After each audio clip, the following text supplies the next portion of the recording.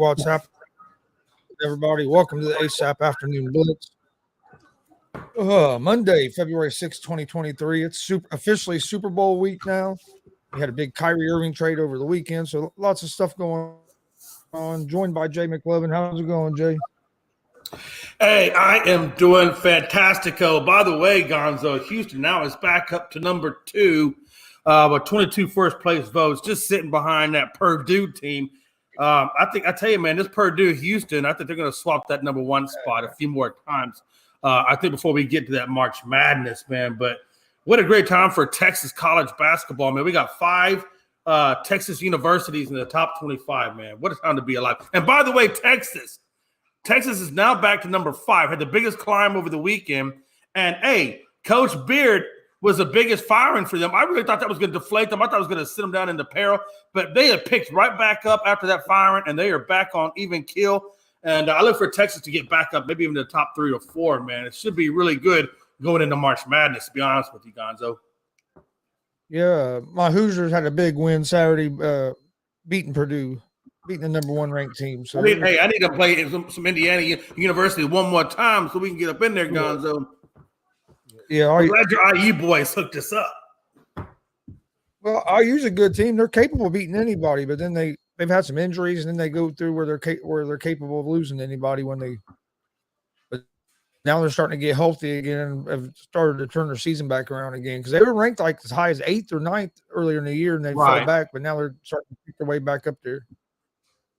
Where did they fall in right now? I did not see IU on. I know they're on there, but I didn't. I think I glanced over them. Oh, they're at number 18. They're right behind TCU. Yeah, IU's at number 18. TCU's at 17. So they're ranked 18 right now, and their record is 16-7. Not bad. Not bad. Not bad. Not back like you said, the injuries. Yeah, and they played a good game Saturday against Purdue. They were up by like many as 18, 19 points most of that game. They let Purdue get back within 1 late in the second half and then was able to pull away and get, I think, won by like 4 points. So that was a big win, especially because that's the big in-state rival. So it's always nice when you can win that game. Oh, absolutely, man. There's nothing better than getting in-state rival. I know there's quite a few there in Texas, but there's quite a few just in general, man. I know Gonzaga, they've had a lot of rivalries with UCLA and things like that. So it's going to be interesting. I look for Gonzaga to move up. I don't think Gonzaga is going to stay down as far as they are. But what a time, man. Yeah, I think Gonzaga is right there at St. Mary's at number 16. But I don't think it's going to stay like that. They're 19-5. I expect them to move up a little bit more before we get there. This is a part of the year where you start seeing which teams are going to be able to compete in the tournament and not. You're getting deep into conference play, getting just a little under a month before March Madness starts. So I'm just curious to see what Cinderella team pops up this year. Any ideas Cinderella teams you think might pop up? Not really off the top of my head. I haven't watched enough this year to be able to pick one. I've been watching a lot of the IU games. I know Maryland in the Big Ten's pretty good. When they're at home, they're undefeated at home. They can beat anybody at home. Problem is they haven't done real good on the road. So I mean, they're a team that if they could get hot tournament time, they could be a dangerous team. Right. So I mean, it'll be interesting. Well, I tell you what, though, there is a lot of storylines, like you said, man. Honestly, big threes, failure of big threes. It's funny. I mean, we always talk about all these big, these super teams that the NBA is kind of sort of transcending to, right? More so the big three, and then you throw in a couple of role players. But I'll tell you what, I was watching on First Take, man. That this Nets team, they got to go down as the worst big three ever.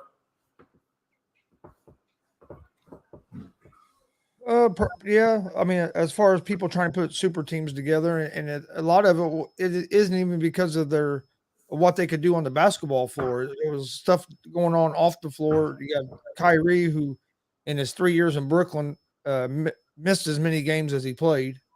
Yeah, like right around 150 to 150. He might have played like 3 more games than he missed, but still he This year, last couple months, he's kept his nose clean, played basketball up until he demanded a trade. But you can't forget before that, he promoting a movie that caused all kinds of problems for the Brooklyn Nets, had fans protesting courtside, and they even there was talk whether he'd even come back to be back on the team. He came back, looked like he was just focused on basketball, and then what? 10 days before the trade, well, about 8 days before the trade deadline, demands a trade and says if he don't get a trade, he's not going to sign back with the team. So I don't know. So I think more of their problem was just that, and then you brought in James Harden, and I think they gave up on him a little too quick myself. And then you bring in Ben Simmons, who hasn't done anything for you. Right. I think it was more just like not having guys available than it was anything. Yeah, no, that's 100% right. Again, they brought in Ben Simmons. I don't know, man. People thought Ben was going to be able to resurrect or whatever. I always knew. I've said it since day one, man. Since that whole sabbatical, and he's out there playing the mental game and stuff like that out there with the 76ers. I was like, you know what? This dude's done. He's just done. Look, let the man go. Get him out of the league. It's just time to move on. And he went over there. They thought that in that Harden trade, and as you can see, man, he's still not doing a damn thing. He's not doing a damn thing. And then I just would like to know what mentally broke him, because he's not the same guy. Because man, his first 3-4 years in the season, I mean, he was putting up great numbers, and nobody could keep him from getting to the rim. And then now I think a lot of it's his confidence. I think Ben has lost his confidence, is what I think, and I think he's just never been able to regain that confidence to be on the court with those guys. I just think it's a confidence issue, you know. I mean, his assists and rebounds, they're still not too bad, but his shooting is just, or lack thereof, is just horrible. And then, of course, you have James Harden. Like you said, I do think I felt like they gave up too early on James. I felt like, if Durant and Irving could just get their shit together and get healthy and get on the court, James will fall in suit and James will fall right in alignment. And they just never could ever do that. They just could never get that rhythm going for the team. And like you said, a lot of it is due to Kyrie Irving's, lack of wanting to play, and Durant, getting hurt all the time. And it just never fruitioned out that way. And then they moved on from Harden. I think that might make it, trying to spruce something up, and it just never happened. And then, like you said, you finally had these guys click, and they're finally doing well. Durant goes down, and Irving wants to trade because he didn't like getting blown out by the damn Celtics. Well, okay. If you don't like getting blown out, play better. Or get your teammates to play better. Start developing your team. Start being a leader. Oh, my God, did I say the leader word? Oh, that's right. I shouldn't say that because there is no damn leaders in freaking Brooklyn. Yeah, I don't know. They damn, that's good. I like Anthony Price. Yeah, I agree with you on that, man. He said he looked like Ben dating a Kardashian. And it's going to be interesting to see what they do now. You trade Kyrie away. I'm hearing rumors that they might still, you might see the Nets try to make a big move before the trade deadline here in the next 3 days. So it'll be interesting. Let me ask you this though. Let's take a closer look at the Kyrie thing though. So Kyrie goes to Dallas now. Team up with Luka. Number one, Gonzo, who won that trade? Did Brooklyn win it or did Kyrie win it? And then two, how do you see Kyrie playing out in Dallas with Luka? How do you think that's going to play? It's hard to say who won it yet, but I like what Brooklyn got back for Kyrie. I think they got pretty good amount back for him, getting a first rounder, a second rounder, and then you got Finney Smith and was it Maxey? Yeah. No. It was Finney Smith and Spencer Dinwiddie. Yeah, Dinwiddie. So I think they got a pretty good thing back for him. I think it could work out good for him, especially if they can make another move to put another piece in there. But the Nets' problem is they got to get healthy. You have Seth Curry hurt. You got a lot of guys hurt right now, including Durant.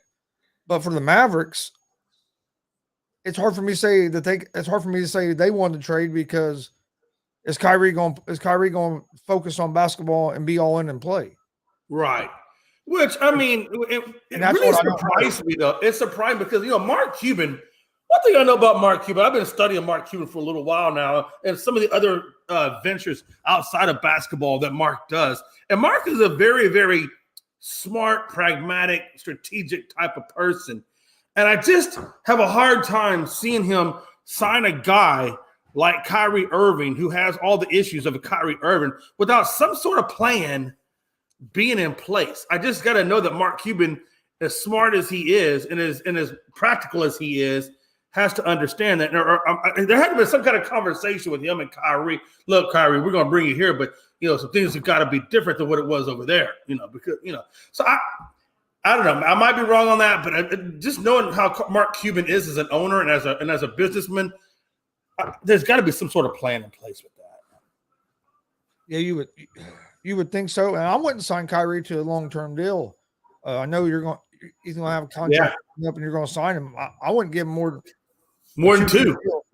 Two with a third-year option.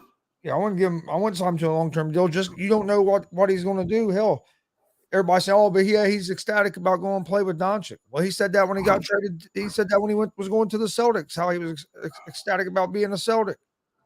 Then he less than a year ago said that he wouldn't leave number 7 because him and Durant are supposed to be good friends. And then demands a trade once out. So it's hard for me to trust that this guy's going to be all in on basketball and that it's going to be different than what he's been. I mean, if you look over the course of his career, he hasn't played over 65 games. I think only like 3 or 4 years of his whole career. So I mean, right. There's a track. But then you look at that Mavericks makeup. And at some point, you're what you're saying is it hasn't been matching up with his actions because we've already seen, like I said, he only played about half the games that he was available to play in Brooklyn. Oh yeah, and then you got to figure too, Gonzo. On top of that, even really is who's going to play the 2? Because they both play 2. Who plays the 2? I think Kyrie's going to play. He's going to have to play, pick up the point, and have Luka be the 2. That would be my opinion. What do you think?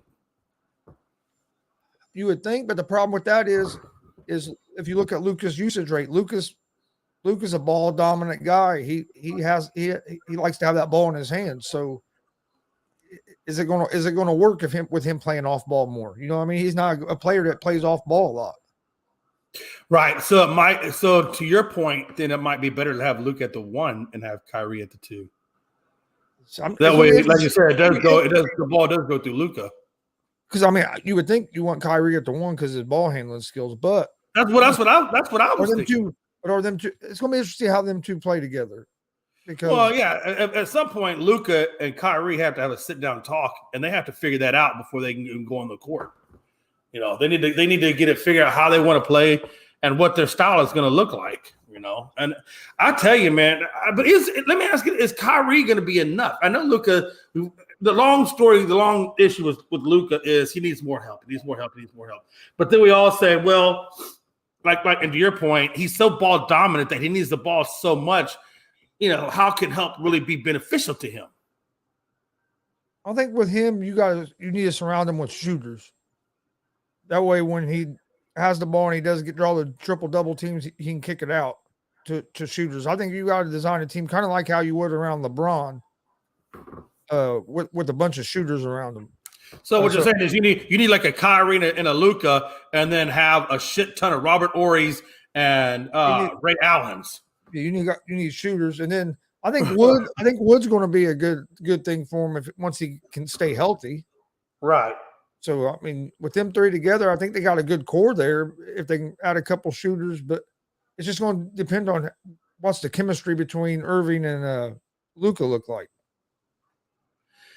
And that's going to be the biggest thing. And, of course, they're not going to know that until they actually start playing games. So let me ask you this. You know every time you do any kind of big addition like that, there's going to be a growing pain. Like, it's not going to just come out beautiful. There's going to be a little bit of a growth spurt with this team now to get their chemistry, to get where they like to play the ball, all those little nuances. So how long do you give this experiment with Kyrie and Luka?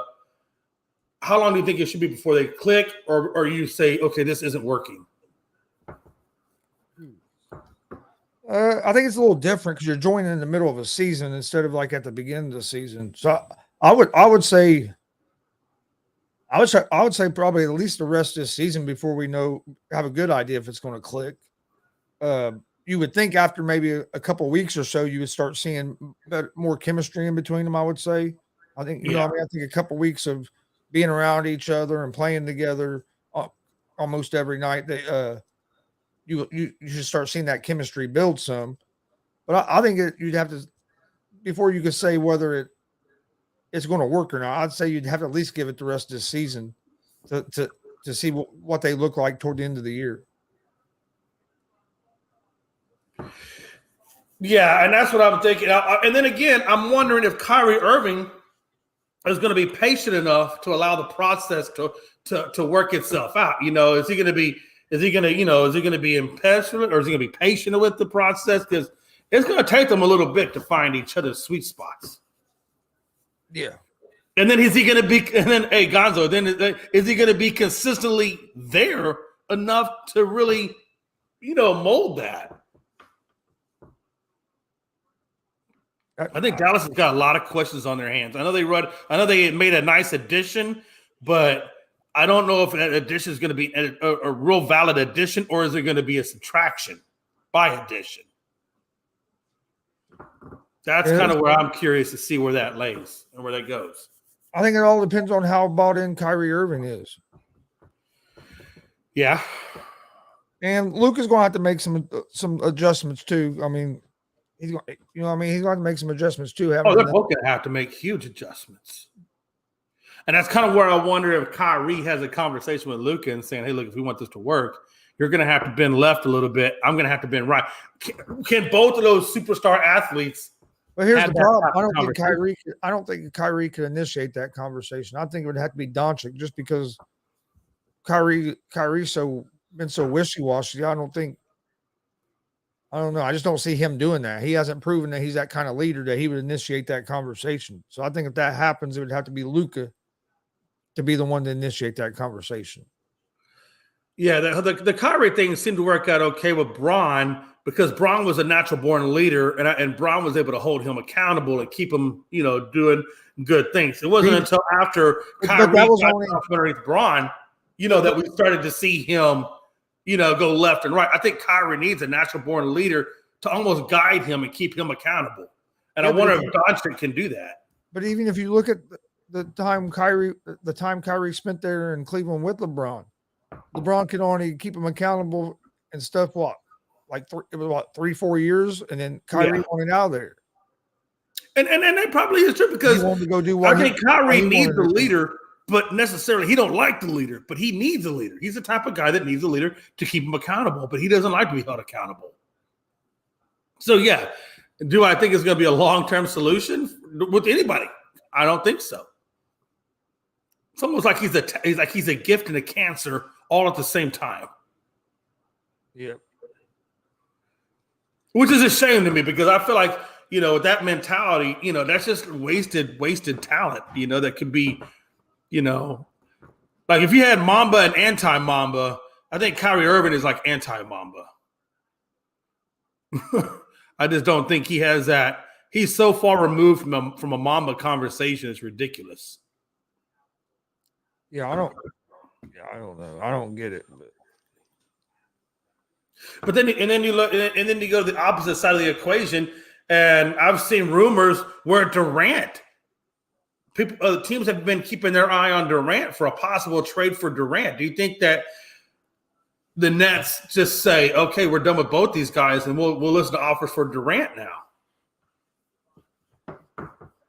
I think I don't think if it happens, I don't think it'll happen until the offseason. I think they're going to maybe try to make some kind of a trade to try to strengthen this team up a little bit and see what they can do the rest of this season. Because I know the Suns really want Durant bad. Like, I know the Phoenix Suns want Durant. Like, they really, really want Durant. Because before the injuries, I mean, this team was playing as one of the best teams in basketball. Oh yeah, absolutely. You had the Durant injury and the injuries, and yeah, now you're losing Kyrie. But if they can bring in a piece that, yeah, it might not be as good as Kyrie, but if you can bring in a piece to help, and then you get a healthy Durant back, I think they're going to see how they can finish and what in the East and what happens, and then and then maybe if they're going to blow it up during the offseason. I don't see them trading Durant here in the next 3 days before the trade deadline. Yeah, what you're saying is very valid. I mean, 3 days is just, and really, it's not even 3 days. It's like 2 3/4. I mean, I think you're right. I don't think there's enough time to really get it done. But I wouldn't be surprised though if next offseason we see Durant get moved. I would not be surprised one bit, and I wouldn't be surprised if it's Phoenix that he gets moved to. Last reports I've seen, they are very, very much on Kevin Durant. Yeah, but we've been saying, or them reports have been there for 2 years now. Yeah, right. But now that Kyrie's been officially moved, because they really wanted, that does show. Well, they really wanted them when Durant demanded a trade back during the offseason. Right, and I think, correct me if I'm wrong, but isn't Durant signed to 2026? I mean, he's there for a hot minute, right? He's there for 3 more years after this season. Right, they'll put him about 2026, 2027 season. And then by that time, he's going to be much older in the tooth. Because he had just signed that 4-year extension last year, so he'll have 3 years left. And I think that version of Durant isn't going to be the version of Durant that was been dominant. I think he's going to be relegated to like an outside shooter. Just give me the shooter's touch. I think at that point. Well, I don't know. He has a good mid-range game. The damn court. He still can be real effective, though.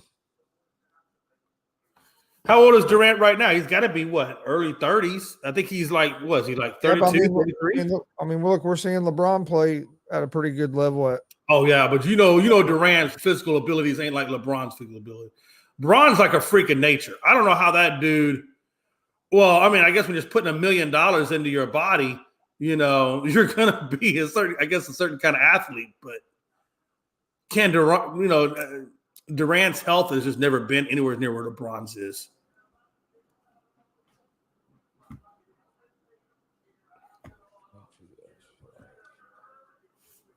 Let's see. Yeah, and then I don't know, man. I think I can't imagine another team. I'm trying to think who else would maybe want Durant's services next offseason. That would be one of.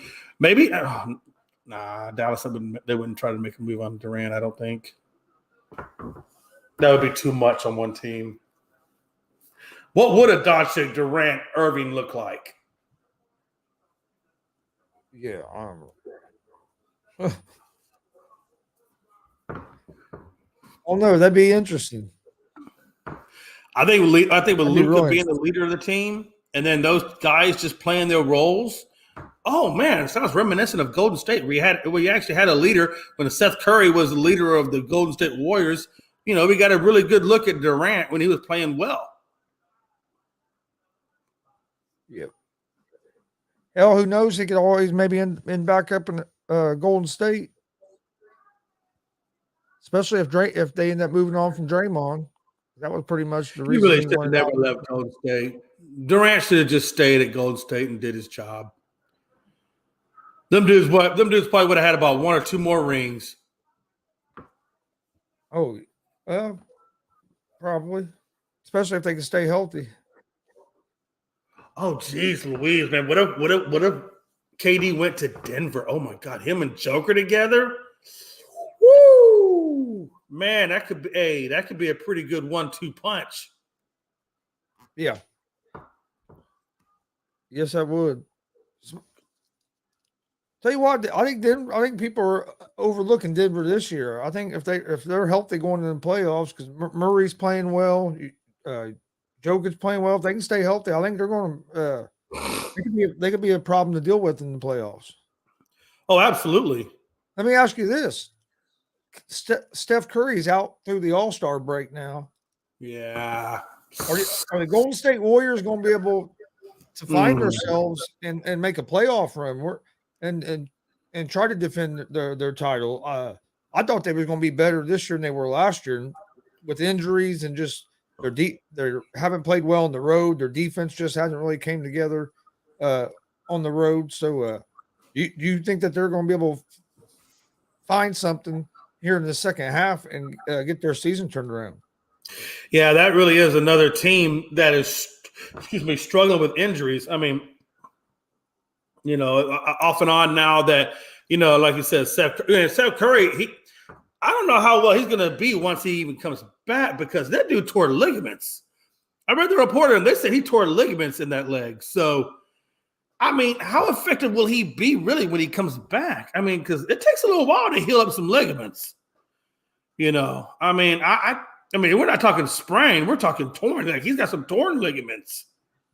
So I think I could be wrong. Hey, look, I've been wrong in my life several times, but I really believe that this Golden State's team this year has just been jinxed. They've been jinxed all the way around, man. They really should have let go of Gary Payton Jr.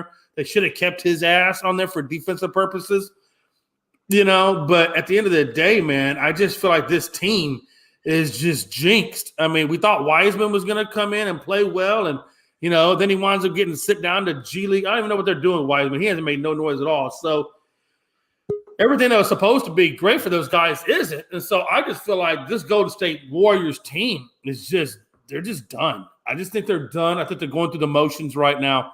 But I really don't expect to see much out of Golden State. And that's just because of injuries. This season hasn't went for them like I was expecting. I thought they'd be in a lot better position than they are right now. Yeah, what a time, man. What a time. Stagger, what do you think, man? We're talking about Golden State, man. Is their season done? Nope. What are we looking at? Their season's far from over. Really? Anytime you have Stephen Curry on your roster, anytime you have Klay Thompson on your roster, all you need to do is be competitive and remain in the playoff hunt until they're 100%. If they get Curry back at 100%, even if it's in March, that's still a team that nobody's going to want to face in the playoffs. He ain't coming back 100%. That dude got torn ligaments. Them ligaments ain't they're not going to be 100% until next year when he goes to rehab and all that. 70% of Curry is still better than 100% of a lot of other guards. 70% of Curry is still a guy that can shoot and make 6 or 7 3-pointers in a game. That's still a team that no one's going to want to face in the playoffs if Curry comes back. Because you still have to contend with Klay Thompson. You still have to contend with Jordan Poole. You still have Andrew Wiggins, who's played much better since he's gotten to Golden State. You still have Draymond Green, who's a beast in the playoffs. And then they still have a lot of those veteran presences coming off the bench, like Kayvon Looney, like Bielitsa. I mean, they have so many guys that were on that NBA Finals and NBA's championship team last year that if they make the playoffs, they're a team that has the experience that no one's going to want to face them. Listen to this. This dude, look, an MRI taken on Curry's injured left knee revealed partial tears of his superior tibiofibular ligaments and interosseous membrane, wherever the hell that is, as well as a lower leg contusion. So that's basically just a sprain and a bruise. Yeah. That's all a sprain. No, he's got partial torn ligaments. That's all a sprain is a partial. A partial tear. You're a partial tear.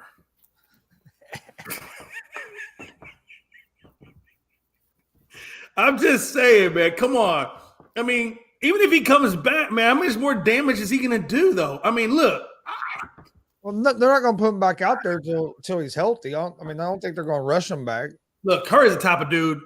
If he can get on that damn court, he's going to get on that court. I just wonder if they're going to really give him a full opportunity chance to really recover and not just do further damage. It's the further damage that I see could be bad down the road for him. I don't think they would risk putting him out there if they thought it was going to be further damage. So I think they'll put him out until they think he's healthy. Well, I tell you what, I just hate to, anytime I see that stuff get torn, man, it is, especially because Curry does a lot of movement. Now, if it was a complete tear, he wouldn't be back till next season. But with basically a sprain, it just depends on how bad it is and how quick does your body heal. It's different for everybody as well. They already said he's going to be out at least through the All-Star break, which I'm not even sure what the exact date is on the All-Star game. I think that's at least 2 or 3 weeks. Yeah, I think that's 2 or 3 weeks away yet. So even if you sit him for another month, you're looking at him missing 12 to 15 more games. It's not a ton of games. I mean, it's a handful, but 12 to 15 games, if you play 500 basketball during that time, you're still in the playoff hunt. Then you get them back for March and April. Yeah, I don't think players really care about playing the All-Star break. I think they just like being nominated to be in the All-Star break. But yeah, man, damn. I don't know, man. I think it's at least 6 to at a minimum, he's got to be out 2 months, at least 8 weeks to give a full heal. Or at least a good enough heal on a partial tear. 6 to 8, man. But I don't know, man. Hey, damn. But that's back I out there think 3 it weeks. just depends on how Goes down and gets a full tear. And then I'm gonna laugh at Golden State for putting his ass out there too soon. You don't even have to go put him out there too soon. You gave him a chance to put him out there. Hey, look, I hope they keep him out 2 weeks. They bring him back. He goes out there, tears his whole damn thing, throws his mouth guard up into the audience, and then gets a lifetime ban. I don't expect him to play till probably beginning of March. So basically a month, 4 weeks. Well, I'll tell you, I think, hey, I'd rather see 4 weeks than 2 or 3. So 4 weeks, okay, it is what it is. Let's go. Let's see what he's got. But I mean, But I'm telling you, I don't want to see no crying Argentina when that dude tears some more shit. Y'all better just suck it up and deal with it. Curry already said that if this was the playoffs, he'd be playing right now. So if he'd Sure he would. but that's what I'm Curry saying. ain't no damn doctor. He wouldn't put his career in jeopardy if he didn't think he could do it. He wouldn't put his season in jeopardy if he didn't feel that his leg was good enough to go when it actually mattered. Yeah, but again, these are athletes. These guys are not surgeons. They're not doctors. You can think all you want, but you go out there and you go left, you go right the wrong way on a partially torn anything, and then you're going to see exactly what you thought wasn't actual reality.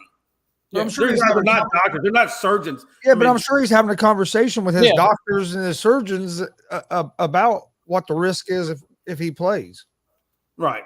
I'm sure. Yeah, I would imagine, because if they didn't tell him what the risks were, then they would be sued for malpractice.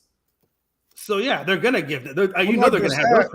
Not just that. I mean, if you're a guy like Curry, you're not going to go out there and put yourself at a big risk, and like he said, jeopardize the rest of your career. So he's going to.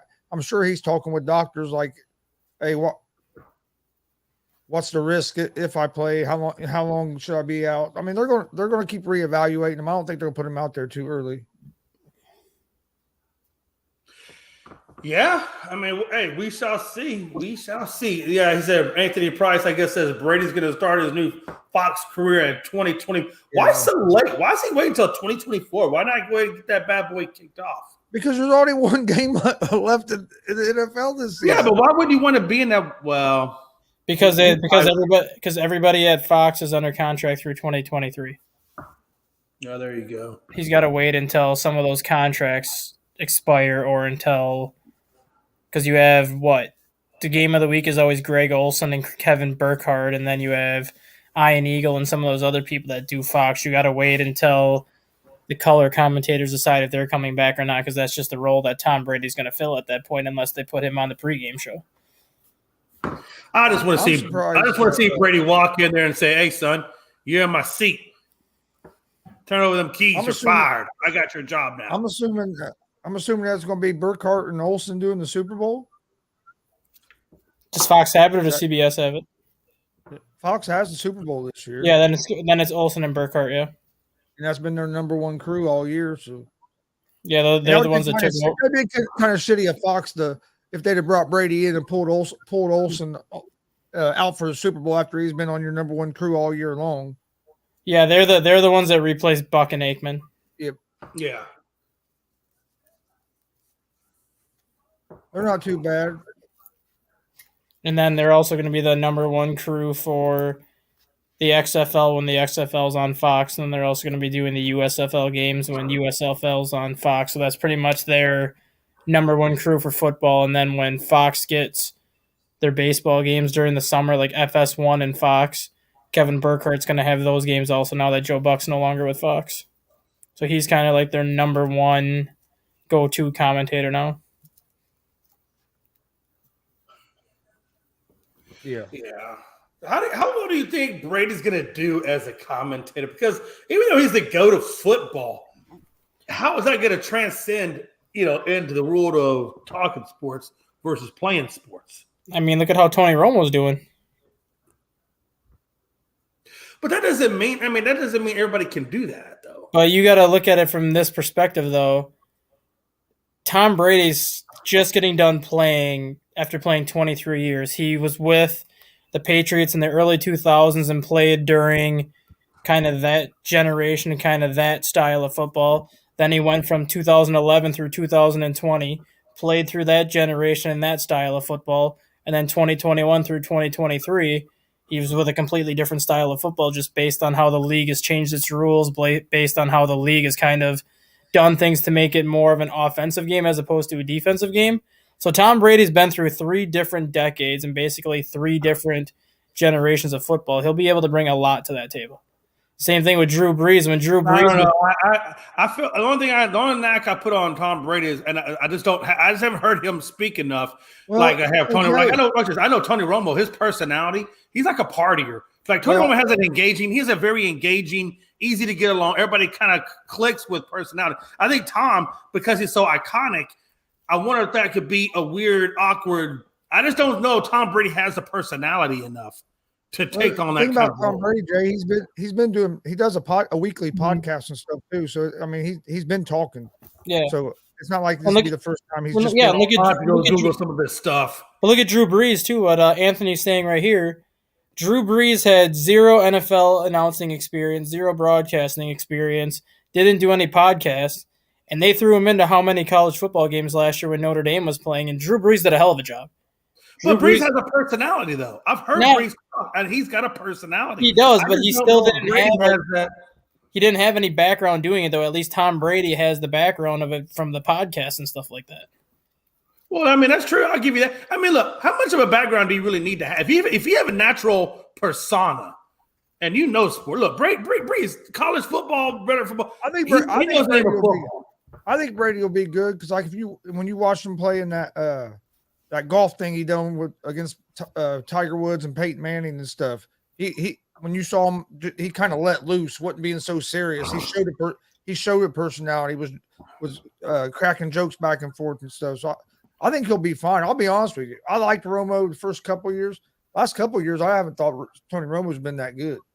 Right. I just want Tom Brady to fail at something, so I know he's not a robot. He did fail. I'm glad you admitted it.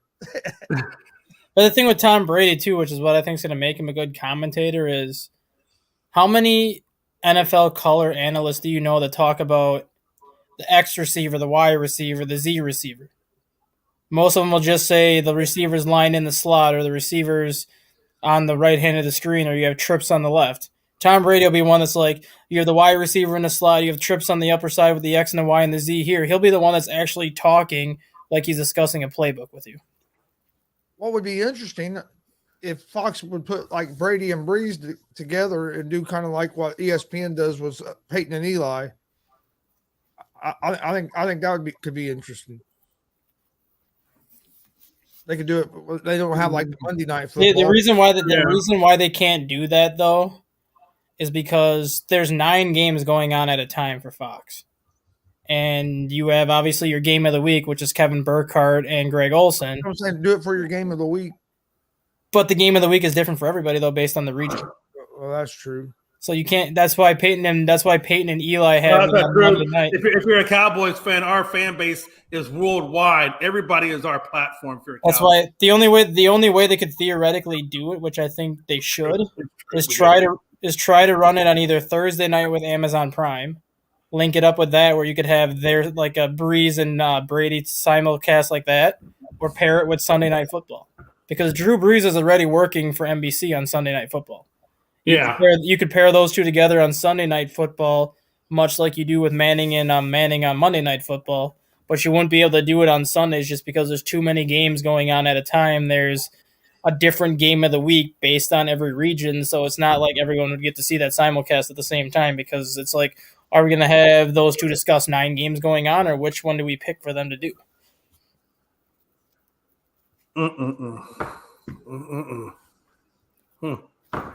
Yeah.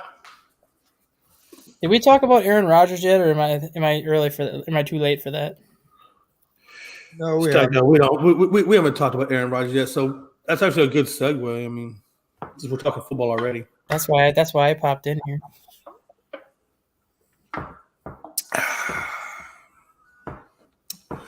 Damn it! And I still haven't signed up for your fantasy football league yet. I don't know why I keep gotta do that today. I gotta make that a priority. When does it draft, Stack? When are we drafting in the league? I will look that up right now. I know it's this week. I think it's Thursday. I need to join today too.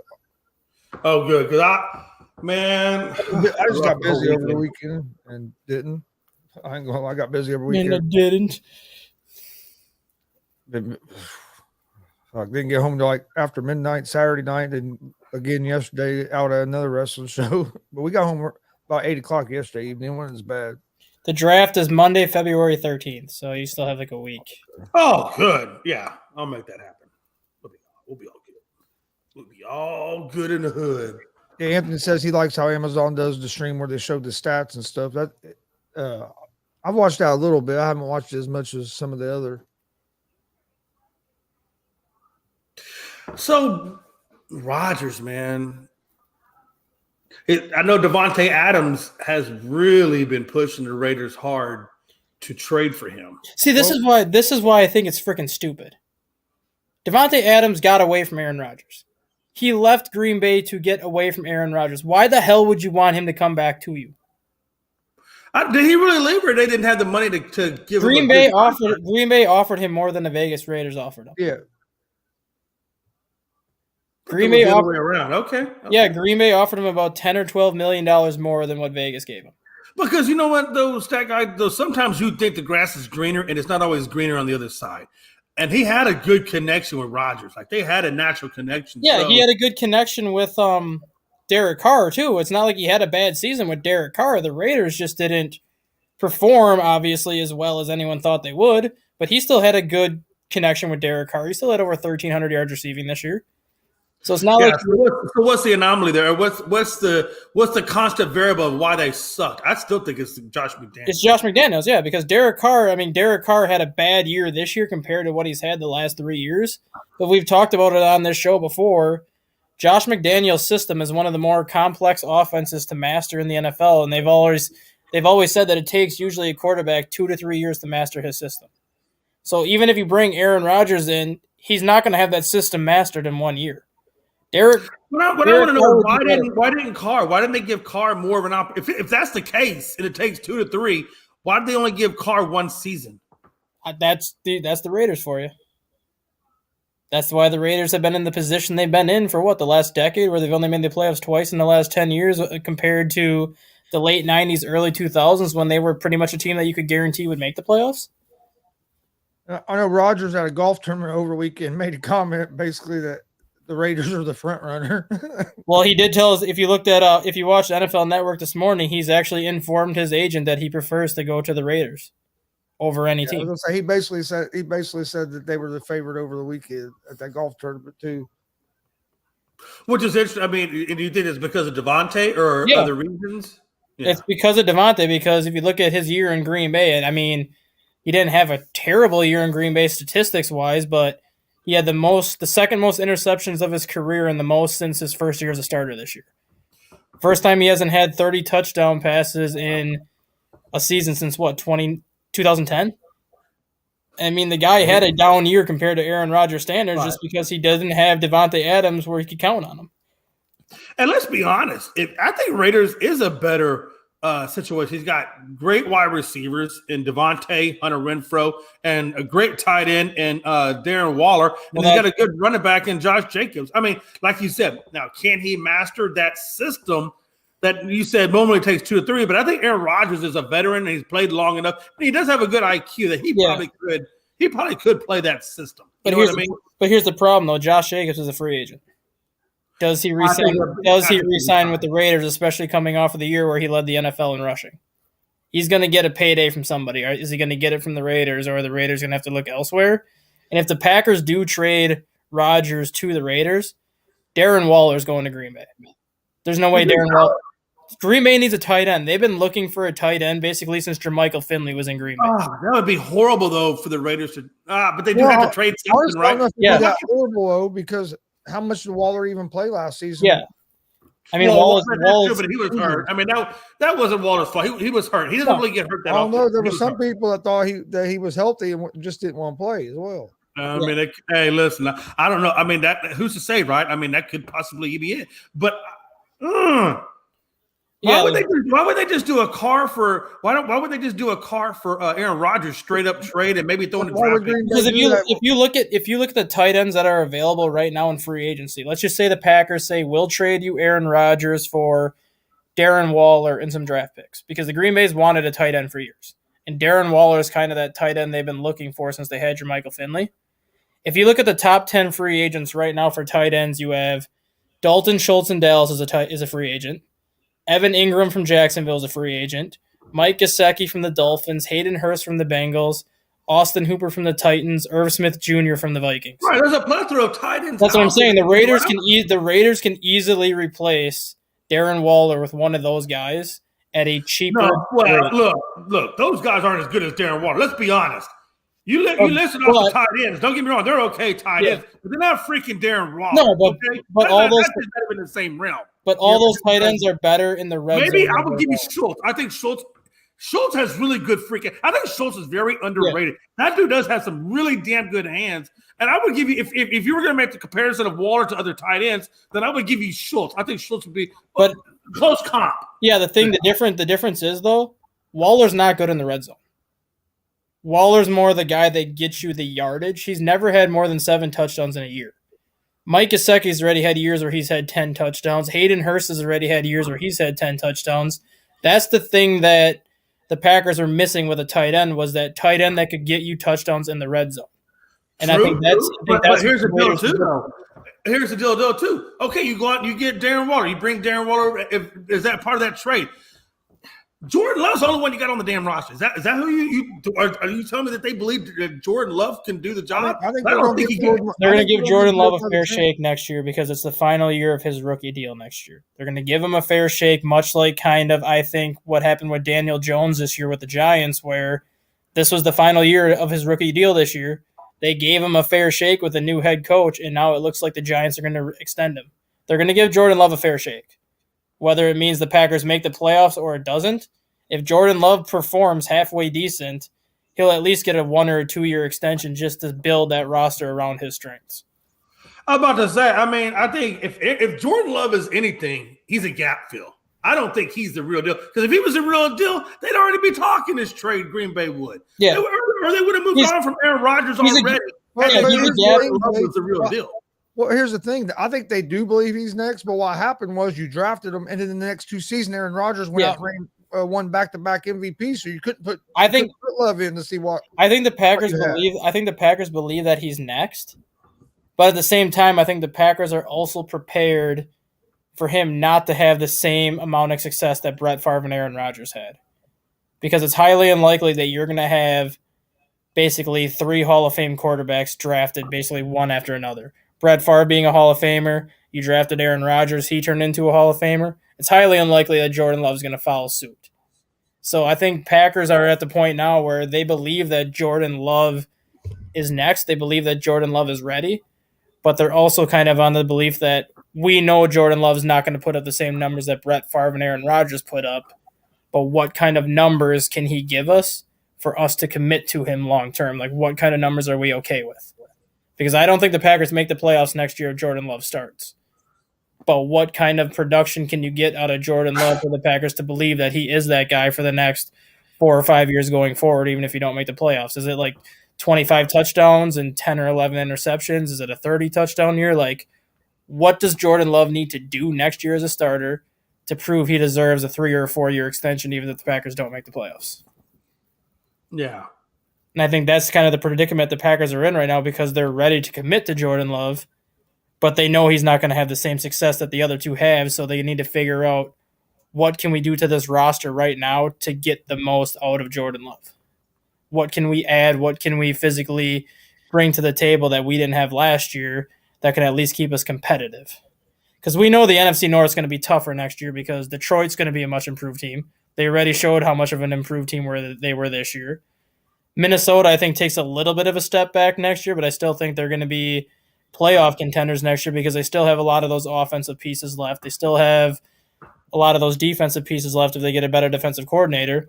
And with Chicago Bears having the amount of money they have and having the draft capital they have right now, the Bears are going to be an improved team next year too. So the NFC North is not going to be a cakewalk for anybody next year. Now it's a more matter of Packers, I think, are at the point now where they just want to remain competitive this year, even if it means missing the playoffs again. They just want to be competitive so they have that confidence in Jordan Love going forward. AP says, is there a way the Packers trade Rodgers and Jones to the Raiders for Waller and draft? No, they won't trade them both. Yeah, I don't think they're going to be able to trade them both, even though there is rumors that they're going to move on from Aaron Jones. There's rumors that they'll cut Aaron Jones, yes. Yeah. If they're going to cut him, why not trade him and get picks and get some draft picks out of it? Because if they trade Aaron Jones and the Packers still have to pick up some of that salary cap, versus if you cut him, the Packers are only on the hook, I think, for $4 or $5 million of his cap. Less cap hit. Yeah. That's the difference with Rodgers. I think they showed it this morning. If the Packers trade Aaron Rodgers before June 1st, the Packers owe Aaron Rodgers $44 million.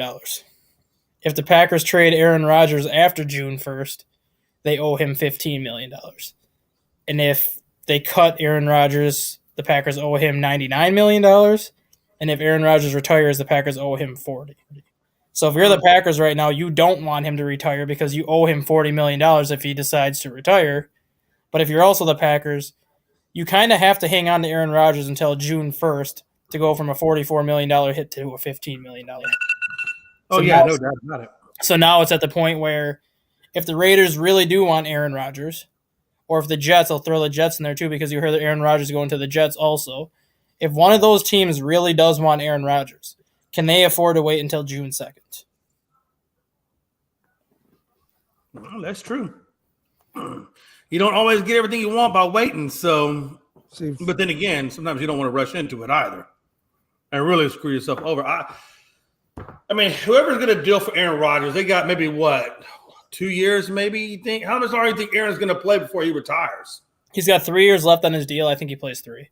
I don't think he signs an extension. I don't think he has any desire to sign an extension at 42 years old. I think he plays 3 as long as he has a good offensive line in front of him. Right. So whoever takes him on, they got 3 years at best, and then that's it. So if you're bringing Aaron in, you're only bringing Aaron in if you feel like the rest of your team, you've already got all the other pieces figured out, and Aaron is just a final piece, right? Yep, and that's why I think the Raiders and the Jets make the most sense, just because. Oh, I agree with you. The Jets are a young and a hungry team. The Jets are a young and a hungry team that have a great defense. They had a decent offensive line at times last year until the injuries piled up. But they're still a young team that made a lot of strides this year, and they have tons of cap space to add to that team. And then you have the Raiders, who really pretty much have what you need. They need a couple tweaks on defense. They might need 1 or 2 offensive linemen. But the Raiders have those pieces in place because they made the playoffs 2 years, or not this year, but last year they made the playoffs with pretty much the same exact roster that they had intact this year. So both those teams have the pieces in place, but now it's more of getting that quarterback to take them over the hump.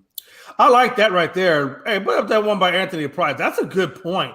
Jameis Winston's long been forgotten about, now that Dennis Allen, for whatever reason, likes the Red Rocket for whatever damn reason. But I think Winston's just waiting to get reborn, man. And I think the Packers could be a good spot for him. I heard a rumor of where Winston might end up. Oh, really? What'd you hear? Either in Carolina, to go with Frank Wright in Carolina to replace Sam Darnold, or depending on what happens with Tua, he might end up in Miami. God, Miami would be the best spot for him. You put him with Jalen Waddle and Tyreek Hill, the freaking arm that Jameis Winston has. Man, I've also heard the rumor of him going to the Colts. Yep, I heard that too. Why? The Colts where careers go to die. Nobody wants because the Colts can actually give him like a 5-year contract. Carolina would probably give him I'm just giving Gonzo shit. That's all. Carolina would probably give him like a 2-year deal. Miami might give him a 2 or a 3-year deal. The Colts would probably be the only ones willing to give him a 5-year deal. But yeah, you put him in Miami with Tyreek Hill and Jalen Waddle. Yeah. You put him there the Colts, and that's like him being thrown back into the stone. No offense, but he's got a great running back, no doubt about it. Even a good defense. But that offensive line, those wideouts are not going to help his career development, not right off the rip. I mean, I think if he's going to find success, it's going to have to be like a Geno Smith. You know, like when Geno came back with Seattle, you know, he had great weapons to work with. He had a good offensive line, and it naturally made it easier for him to be back. You know, and I think Winston kind of needs that same thing. Wideouts aren't the problem, Jay. The wideouts aren't the problem. Yeah, do I think they need to add another one? Yes. The problem was the offensive line. Mm-hmm. Well, no doubt about it. No doubt about it. I still think you need a wide receiver. I still don't think you have a wide receiver. They need a wide receiver, but Pittman Jr., I think, is talented enough. I'm not saying they're trash. But you gotta have somebody with them. Yeah, well, that's what I'm saying. I'm not trying to say you guys their wide receivers are trash. I'm just saying you got 2s and 3s, but you don't have a 1, and you need a 1. I think we have a 1, but we don't have a solid number 2. I think Pittman's good enough to be a number 1. Wouldn't Paris Campbell be your number 2 though? Well, yeah, Paris Campbell stayed healthy, so yeah, Paris Campbell you could have it 2 this year. We need another guy. I think we need I'm not an old receiver, but a veteran guy. You had a veteran guy that you didn't resign. His name was T.Y. Hilton, which didn't make no sense. I didn't want to say that, but I'm glad you pointed it out. You should have re-signed Hilton that way. That way, you would have had that veteran guy to help groom these young guys along. And for some reason, they didn't do that.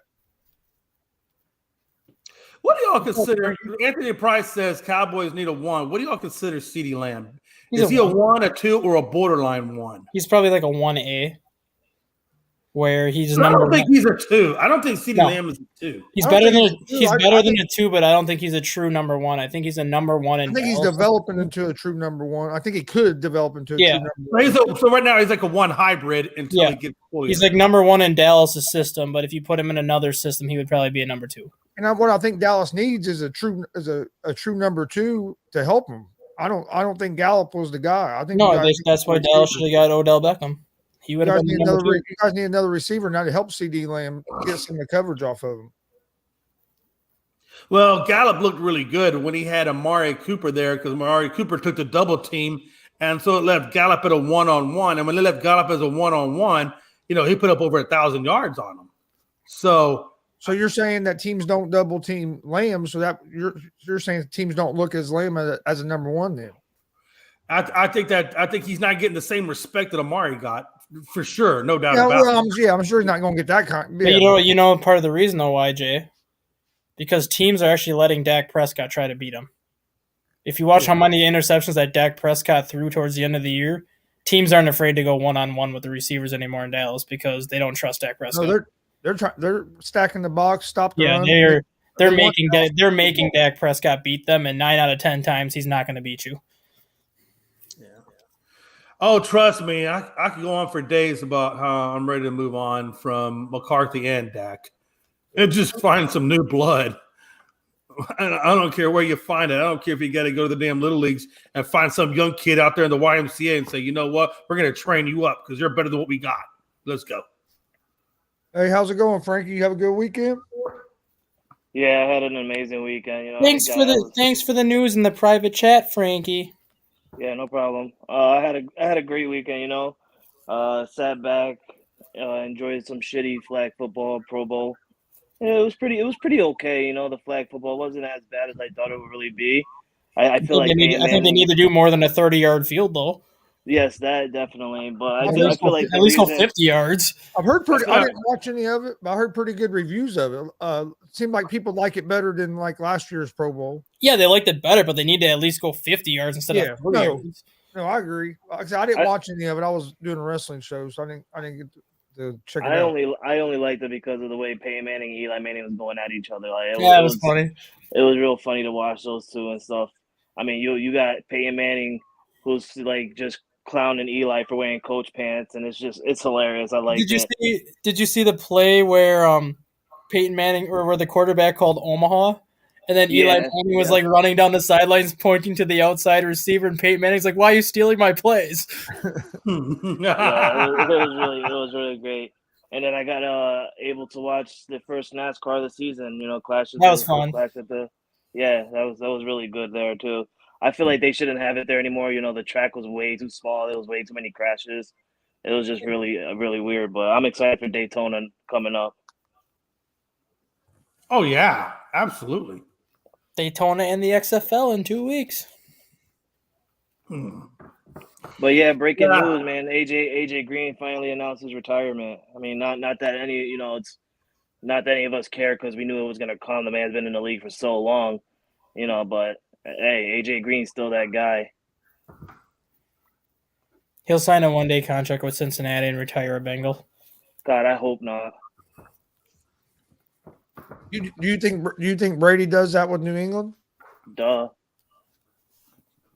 I don't think he does it for a while, honestly. No, he's gonna do it. He's gonna do it before the season starts. Yeah, I don't think he does that that until like maybe training camp, and then he might do. But I don't think because a lot of people that retire will sign like that one-day contract within like a week or two after they retire just to get it out of the way. I don't see Tom Brady doing that for a couple months. I think he just kind of. I think he has to wait for the new league.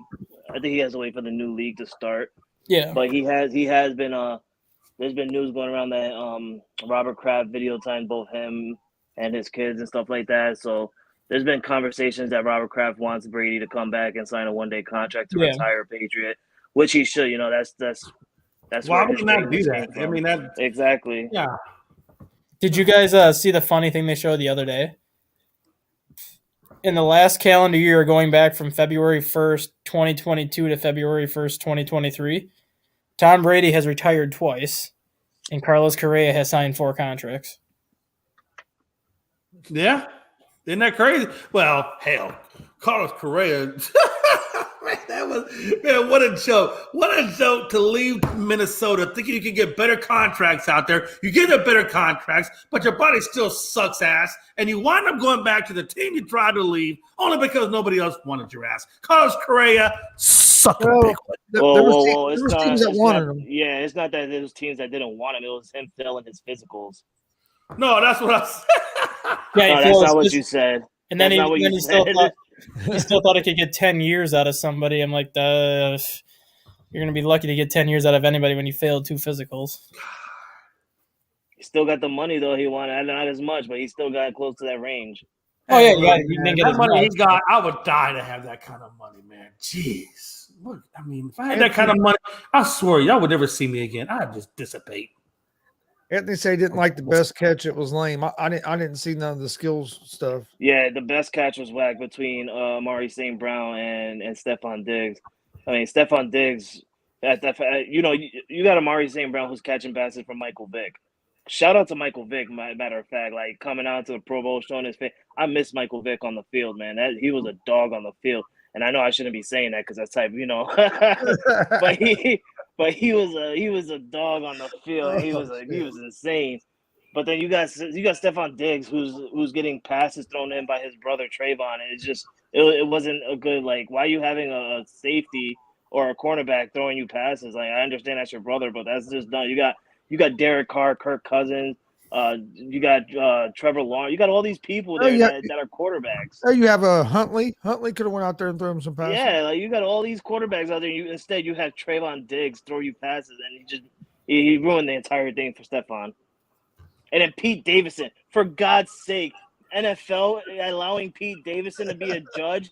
That was the stupidest thing ever. Even he knew he shouldn't have been there. He's like, he's giving low scores, and she's like, why are you giving him so much low scores? He's like, I don't know. Why am I even here? Like, what the hell am I doing here? Oh, Petey. Going to the Pro Bowl with a buzz cut. Who goes to the Pro Bowl with a buzz cut? No offense, that guy, but he went to the Pro Bowl in a buzz cut. Who did this? Pete Davidson. Oh, wow. Wow. Okay. To each his own. Some people, with hair issues, maybe they have to kind of shave it down. Pete Davidson don't have no hair issues. He's just dumb. I mean, that is what happens when you date a Kardashian for a little bit. He had hair when he was with Kim. Man, I don't know what it is about the Kardashian women. They sure can change an athlete. God, I don't know what they do to them, but damn. They have to hang out with Bruce Caitlin. Oh, wow. Yeah. Yeah, well, no, I just thought Bruce Jenner was kind of off his rocker a little bit, but damn. I don't know if you guys talked about this yet, but there was news going out that Clyde Edward-Helaire that came off IR and he's going to be playing for the Super Bowl for Yeah, well, Kansas City Chiefs. yeah. In the process, though, Nicole Hardman went on the IR though. Which one do you think is most likely to start a dynasty, the Eagles or the Chiefs? Eagles. They sure do have a nice squad. The fact that they drafted all but one player on their team, that's crazy. I saw that stat the other day. And they're all young players too. The only shut up, Chris. They're all young players. I think the only person that's like not the youngest is Jason Kelsey. He's been drafted since 2011, but and Dallas everyone Goedert, else, that's like Dallas Goedert, I think was 15 or 16. Yeah, but they're still in their primes. 15, 16, that's not bad. That's usually when, by the time you get to this point now, this is when they start shining. They're definitely doing that. I can honestly see it. They can keep this team together. The only thing that's going to kill this team is finances. They got to get everybody under. Yes. I think they got like 8 or 9, I believe, contracts they're going to have to deal with. So if the money doesn't get them, and if they can escape, the money side of it and keep it together, then yeah, they definitely got a hot minute. And that's the point of it, right, Jay? Is it's hard to keep a dynasty team. Look at the Patriots for some reason. It's like Tom Brady had to take so many pay cuts for him to keep people around him.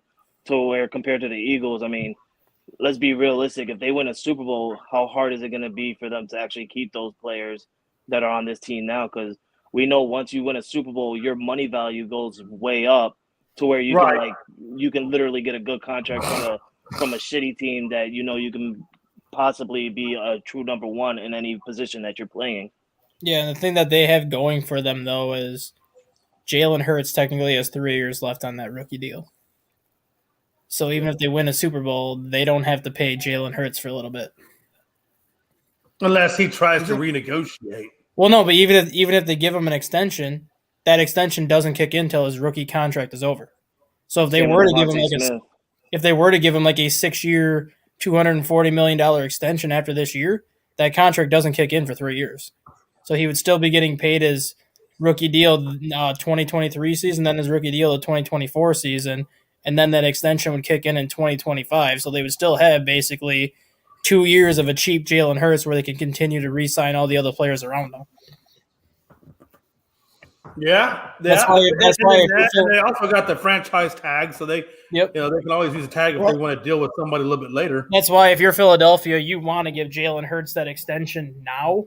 That way you have him locked up and you don't have to worry about him, and then you worry about guys like Devontae Smith, you worry about A.J. Brown and some of these other pieces the next 2 years. Sanders, you want to get Sanders under contract. Yeah, knowing that you don't have to worry about paying Jalen Hurts anymore, plus you don't have to worry about his contract kicking in for 2 years. Yeah, they got smart people over there, so I'm sure they'll get that figured out. But, man, and if they could keep this team together for a hot minute, this could be another, like you said, another good franchise or another dynasty in the making. That's one thing that helped the Chiefs. About Bill was always the best at getting the most out of the least. That's what made the Patriots so good. It was Brady, no doubt about it. But, man, he just had the ability to get the most out of the least, and that's what kept the Patriots going for as long as they did. Obviously, having Pat and Bill helped that, but he used to get, and I know he still does, but he gets mainly all his good players as undrafted free agents. Yeah. Yep. I think one thing that helps the Chiefs, even though that Mahomes is out of his rookie deal, is the way he was willing to structure his deal over so many years like that. That helps him where they're still going to be able to keep a competitive team around them. So that's why I think they are going to be the dynasty. I think they're going to win the Super Bowl this year. Oh my God. And then you got Smith-Schuster. I think Smith-Schuster is up for a contract, isn't he? And I don't know if Scanlon is, but hell no. Smith-Schuster's not getting a contract with the Chiefs this year. And they're not going to get no big money. No, he only signed a 1-year deal with Kansas City last year. But I'm just saying, outside of Kelsey, what else does Kansas City really have? They got some role players, some role. They signed Valdez-Scantling to a 4-year deal last year, and he actually played well this year, so he'll be back. They still have Hardman back for 2 more years. Jones will be back, won't he? Yeah, they'll still have Chris Jones on defense. They'll still have Frank Clark on the defense next year. They'll have Kelsey, Hardman, and Scantling as their top receivers next year. They'll have, I think, McKinnon and Pacheco will be back again next year because Pacheco's only a rookie. He's on rookie deal. You still got Clyde Edwards-Helaire coming back. Which I have a feeling they're probably going to end up trading Edwards-Helaire and just rolling with McKinnon and Pacheco. That would be a smart idea. You can get a good high draft pick for Edwards-Helaire. Yep. And Pacheco and McKinnon approved they can do the job. Pacheco reminds me. Pacheco, no lie, he's starting to remind me of a Tony Pollard lookalike type of guy. No, don't go that far yet. He really is. No, he really is, Jay. If you look at the way, I thought of another name too. Actually, if you look at how big he is, he reminds me of Darren Sproles. Because Darren Sproles, I'll give you that. Sproles is only like 5'6", 5'7". Pacheco's only 5'8". Yeah, I would give him Darren Sproles. I like Darren Sproles. Darren Sproles was a good run back. Wait a minute, you said you give him Darren Sproles, but not Tony Pollard. So you think Pollard's better than Darren Sproles? Is that what you're saying? No, but I think he has potential. I think he has potential to be better than Sproles. Absolutely. Have you seen what Pollard's doing right now? I mean, him getting hurt. I mean, no, I didn't ask potential. I didn't ask potential. We're talking about now. I'm not talking. I didn't say potential. Well, Sproles has been in the league for how long? Sproles was in the league for 14 years. Pacheco's only a rookie. I'm just saying if you look at we're comparing a 14-year vet. I give him Sproles, but I wouldn't give him Pollard. Like, you can't say as of right now Pollard's better than Sproles. God, I just want to slap the shit out. Pollard hasn't had a career enough. Go ahead, try.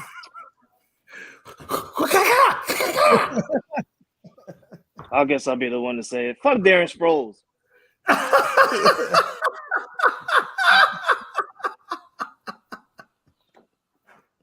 The hell? Fuck Darren Sproles. Anthony Price says OBJ to the Chiefs. I think I could see that. I could see that happening too. I thought he was going to end up with Kansas City this year. I don't know. Andy Reid's not that stupid. Andy Reid don't want a hothead on his team. He already got Travis Kelce. He's got to try and control. Hey,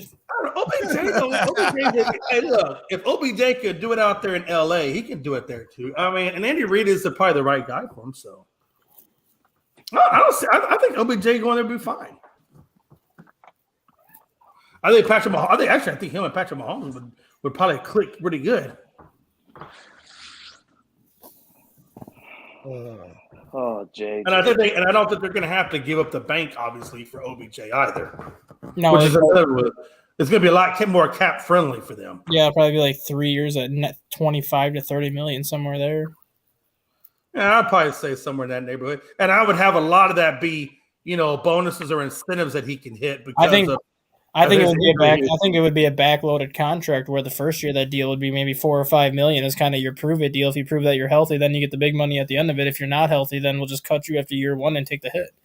I think that's probably the way I would do it too. And either way, I mean, I think you're going to come out just fine financially and health wise. So that's probably what I would do. That's a good point. I know I've seen some videos where he looked pretty good running routes and stuff. So he looks to be pretty healthy now. Well, I mean, we're 13 months after he tore it, pretty much. He's a hot minute past it now. So, well, that's what I'm saying. Though. I don't think it was a few months ago when he was trying to get with the Cowboys and them teams. I think he's a lot. Oh yeah, that was just too soon. Yeah. That was just too soon. Bring him out to the farm. That's what she said. Bring him out to the ranch. Bring him out to the ranch. He had a good session, but we ain't signed him.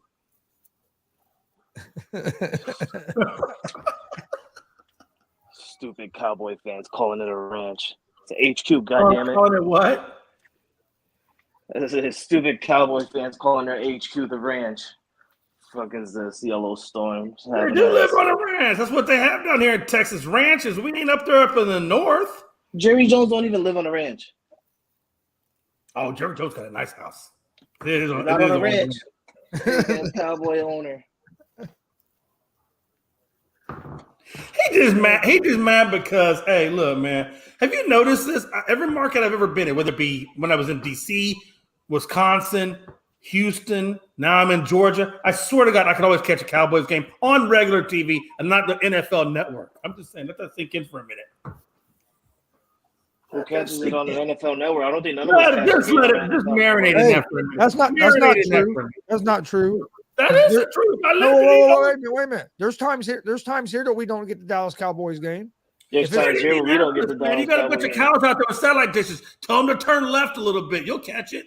There's times if the Cowboys game's at 1 and the Colts games are at 1, we don't get the Cowboys game. Well, yeah, exactly, and you wouldn't because that's your market, right? So yeah, of course they're gonna put the Colts on there before they put the Cowboys on. But if the Cowboys is an offshoot or a different time, I guarantee you get your kids Cowboys. If the Cowboys play at 4, we usually get it if the Colts don't play. Of course you do. God, but I don't watch it. The Cowboys always play at 4, Chris. I turned to a good game. The reason the Cowboys always play at 4 is so that the people like us that play at 1 can sit back and enjoy their losses at 4. But the fact is, we motivate you to watch us wherever the case may be. You don't motivate us to watch you. That's not what it is. You do not motivate us to watch you. We just like to watch football and watch the Cowboys lose. It's not motivation. It's not like oh wow, the Cowboys. Let's go watch the Cowboys game. Would-be, let's go see the stars on the field. Oh my God! Look at that coach. Look at Dak Prescott throw that interception. We don't do that. The reports are that the head leaders for head coach of the Panthers are Flores, Lou Anarumo, and Mike Kafka. Do you say for the Panthers? No, it's not Panthers. Cardinals. Just said Panthers already have their head coach. Yeah, for Cardinals. I think this is the time when Flores gets a second shot. I hope he does anyway. I hope the Cardinals bring in Flores. Flores would be a really good coach for those guys, man. I'm telling you. Not without Kyler. No. Well, I mean, yeah. Unless Lamar Jackson goes there. Yeah, could you imagine that? He loves those kind of players. He obviously was all about he can be reunited with Hollywood Brown and also have DeAndre Hopkins. Nah, DeAndre Hopkins is leaving. Stop that shit. There's been news going around that he might get traded because of new coach and new ownership, or not new ownership, new GM and new coach. They want to, start fresh, and the best way to do it is save up cap space by trying to trade away DeAndre Hopkins. They'll save him up a lot of money. You know what, Anthony Price? Hey, I get it, man. Hey, we do have some great cheerleaders, by the way. Our cheerleaders are amazing. But it must suck for guys like you that are Washington Redskins fans and maybe Giants fans to always look up the standings. And even though you say we're not good, we're better than you. And we've been better than you for decades. Can I just say that it's really sad that you have to say we have good Cowboy cheerleaders? I mean, Jerry Jones because Jerry Jones is a goddamn pervert. Because Jerry Jones is a damn pervert. I'm sorry you're out there in New England where you probably got those Jerry Jones cheerleaders. But down here in Texas, our women are hot, damn it. I wouldn't say hot. They got no ass. And Jerry Jones literally is a pervert. Oh, so you're looking at their ass. So obviously, what else are we looking at? We're men. No, you do study the Cowboys cheerleaders, though. Okay. We're men. What are you looking at? What else are you going to look at on cheerleaders, Jay? Oh, that's true. Hey, that's true now. I'll give you that one. I'll give you that one all day. Shit, I go to a Patriots game and I'm looking for the Patriots. Man, I'm not. Have you seen those Patriots cheerleaders? They're horrible. I've seen them. They're horrible. You didn't see them. Shut up. You did not see them. Poo-poo. You did not see them because if you'd have seen the Pro Bowl, you'd have seen the Patriots cheerleader. She was hot as fuck. She was better than the Dallas Cowboys girl. I heard that's one that we loaned you guys. She's actually really a Cowboys cheerleader in disguise. We're infiltrating. Now you're learning. Oh, look, see, there we go. A Texas native guy knows how to freaking cheat again. Already saying it live. Don't get mad. Don't get mad because you down there in irrelevancy land. I'm not mad, bro. I'm happy. I'm excited. I'm ready to get this fucking Super Bowl over with. Because once this I'm ready to get the Super Bowl on, man. Damn, we've been waiting too long now, man. Damn. I want the new season. But Frankie, then we got to roll into March Madness, man, because March Madness is going to be not too far around the corner. And like Dustin said, we got XFL getting ready to pop up. Well, y'all don't want me for March Madness. You know I always go undefeated, so My bracket's always 100. Nah, got it. My bracket, Jay, come on. We've witnessed this the Rank it. past 2 years.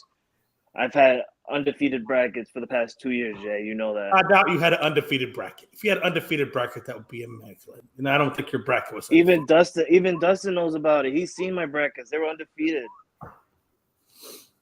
Yeah, you don't hear Dustin chiming in, do you? He's busy. He's Adam Schefter. No. He heard every last word because he even had a little smirk on his face when you said it. Because he knows. Oh my God, Frankie's full of shit. Because he's like, yeah. He's I'm also watching film right now too. Yeah, see, he's pulling the Watching Adam film Schefter. with these nuts. No, I'm watching film for the high school game that I got tonight. Why are you watching those high school games? Stop watching high school games. I'm on play-by-play. I have to watch the film so I know who the hell I'm talking about. It's freaking kids, man. They're not gonna know. Just mumble some shit. You'll be all right. That's crazy. He said. I mean, if it wasn't number 1 in the state versus number 2 in the state, maybe I would just mumble stuff. Dustin, you want to hear something funny? He's saying that they're just kids, but when he knows their name and they're in the NFL playing for the Cowboys one year, he's gonna be like, "Oh man, he's a motherfucking monster," and then Dustin's gonna come back like, "Yeah, well, you know that one time when I told you I was doing that film? Yeah, that I actually studied that kid right there." Remember, Jay? You said, "Oh, fuck them kids." Shut up, Frankie. Yeah, see, Next topic, please. Who knows? Who knows? Dustin probably coached Dak Prescott. We don't know. Dustin's that old. Oh man. No, I'm pretty sure if Dustin coached Dak Prescott, we'd all know about it. Hey Frankie, are you happy that the Lakers didn't pull the trigger and get Kyrie, or are you mad that they didn't give up a couple players and get him? I mean, I would say, like I said before, I mean, it wouldn't have really made a much difference. I feel like, even if Kyrie was to get traded to the Lakers, they would have probably had like a better chance or a stronger chance to get into the play-ins. But I'm kind of glad that didn't happen because we would have got rid of Russell Westbrook, which I would have probably been happy for. But they also wanted first-round picks and stuff, and the Lakers just been giving away too many first-round picks. But the main thing that the Lakers didn't get him for was because agents was asking for the Lakers to sign up to a 4-year deal, and the Lakers didn't want to do that. They wanted to do a 2-year option, and that's where things went sideways. But I think that's a smart thing on their part. I think it's a smart thing to do. I think that's a smart thing to do for anybody that wants Kyrie Irving. I would not give that guy more than a 3-year deal. I'm gonna give that's what I said. Once I seen that news, I was like, the hell with it. Kyrie wants 4 years. Like, the hell with that shit. Now I'm kind of glad that he's with Dallas and watch Dallas not do nothing. Well, again, though, I mean, they need more help than just Kyrie. Dallas does, man. Honestly, they also got Markieff Morris out of there. I still like Markieff Morris. He's like a good attitude player on defense, but they do need another shooter or something like that. That's what me and Gonzo were just saying earlier. That Luka needs more shooters around him more than anything. And that's because he's so ball dominant. Kyrie is that good second shooter for him. He's like shooting 27.1 points a game right now. So he's up there with Luka. So that equals it out also. But how long is he gonna stay on the court? Exactly. That's the one question. Like, I don't think Dallas is done yet either. Me and Gonzo were talking about who's going to play the 2 and who's going to play the 1. And I think me and Gonzo kind of figured out that it was probably Luka at the 1 and Kyrie at the 2. Yeah, I don't think Dallas is done yet either. What else did they got? Because of what Frankie just said, Dallas wants a shooter. There are reports out now that Dallas is trying to get Duncan Robinson from Miami. That's insane. I swear to God, Mark Cuban does anything to spend money. That would be the shooter that Dallas needs, though. I've also heard rumors that the Nets might be, still make another trade before the trade deadline to try to shrink their roster a little bit. Interesting. Listen, all I know is that for the NBA, the Houston Rockets are gonna get the draft lottery pick at number 4. That's all I know. Number 4, and they're not getting the guy that Jay wants. Oh no, he's not going to be available at number 4. Yeah, exactly. Not getting Victor Wembanyama. I'm gonna get Victor Wembanyama. Nobody's gonna understand a damn thing you just said. Because that's the way you talk. That's the way you talk. We see the same thing, Jay. We're like, what? That's not what I said. What'd you say? See, I don't even understand. What'd you say?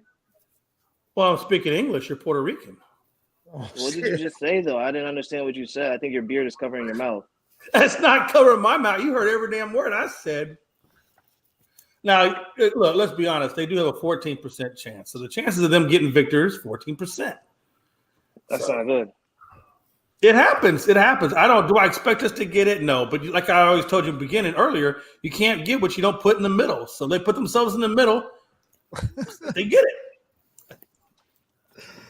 That's how it goes in gambling. You can't get what you don't put in the middle. Jay, Listen, celebrate that his team's losing. losing, and there's no guarantee that's going to help them. Listen, I'm I tired. mean, it's not. But again, I mean, you know, we are. I mean, you have to understand where we are, right? We're a team full of young guys. You know, they'll still figure it out. I think it's a Sagoon. I think he's definitely a star in the making. So I don't expect the Rockets to stay where they are forever. But remember, Houston Astros went down for what, 3 seasons? Oh my God!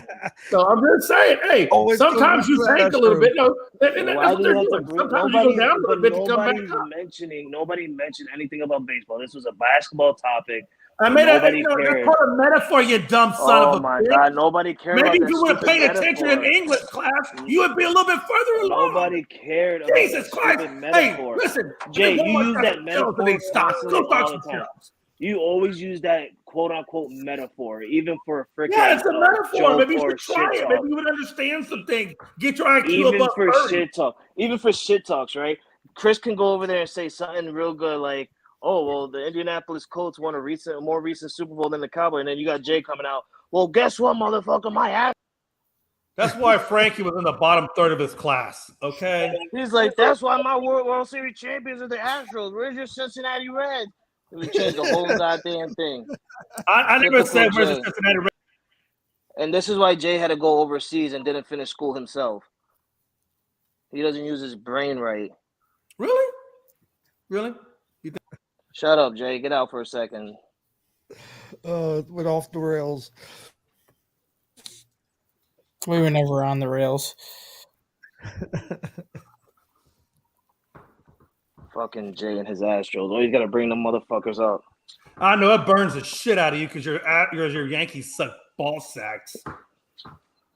And yet you spend an astronomical amount of money to suck on some balls. Oh my God! I swear. You guys see the, I swear.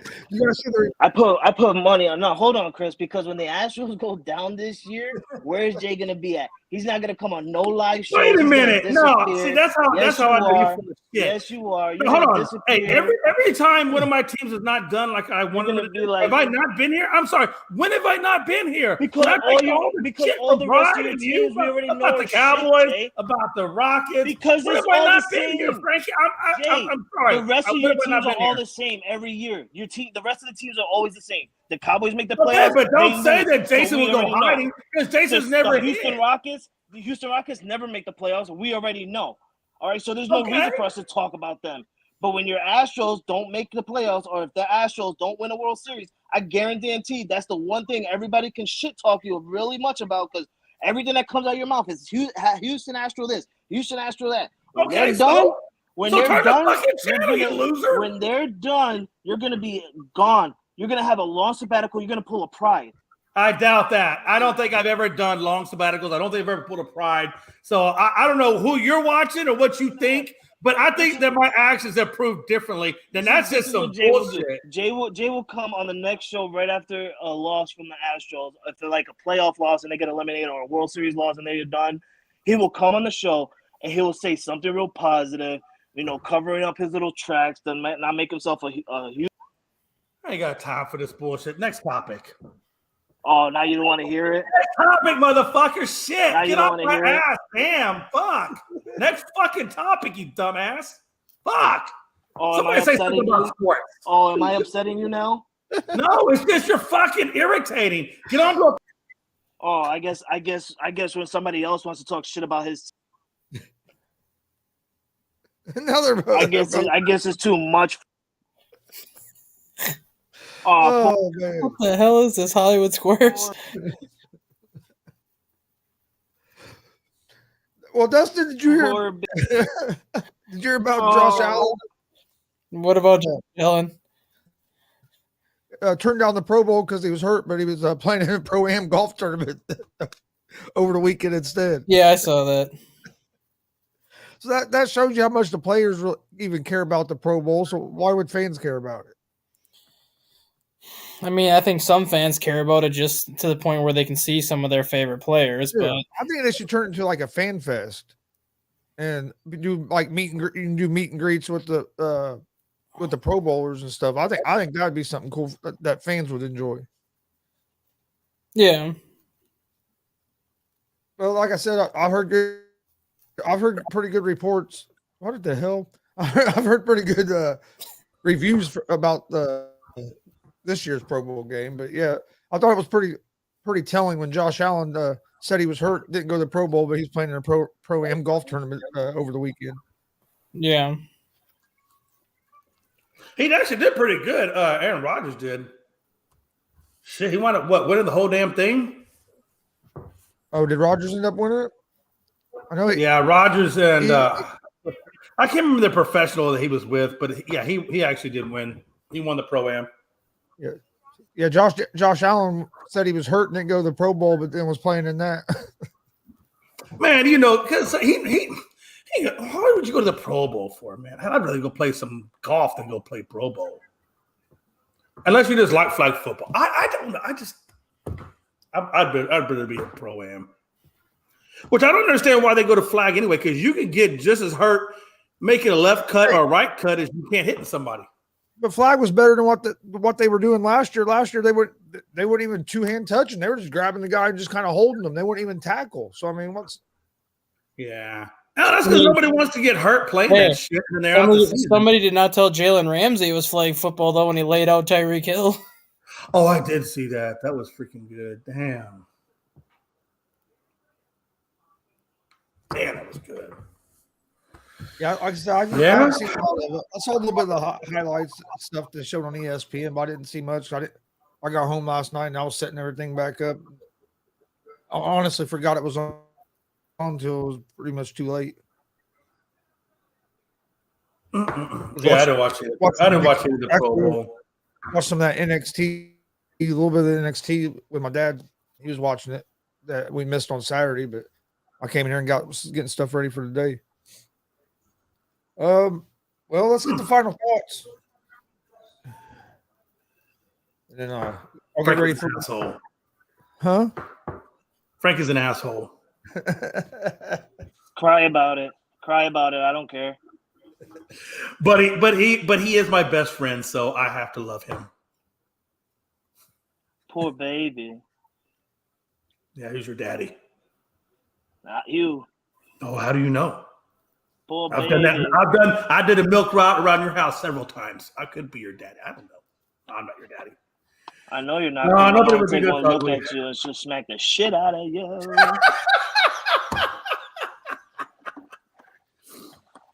Hey, listen, my mama likes the Puerto Ricans, so you probably be okay around my house. Yeah, I know your mama likes the Puerto Ricans. She was She commenting sure on does. that one time. Listen, mama, she's a good woman, man. Good woman. I know she is. I know. No, final thoughts, man. Hey, I think you're right, Frank. I think you guys dodged a bullet by not bringing in Kyrie Irving, man. You guys got a lot of problems over there in LA, but man, you did not need the Kyrie Irving issue, man. I tell you. Oh, yeah. Oh, by the way, catch unscripted guys, all one word on Twitter, unscripted guys. Frankie does a good job with us over there, and he keeps us on point. Check us out. That's it. That's all I got. You got anything, Frankie? Damn, no, not really, man. Enjoy your final week before the Super Bowl. Get your gears up. Chief Kingdom's coming down. Eagles gonna fly high just for this one time. I got to ride for the Steelers from one of my best friends. Baseball coming up, baby. Baseball coming up. It can't be any quicker. About a week before pitchers and catchers report. First baseball game of the season is on Thursday.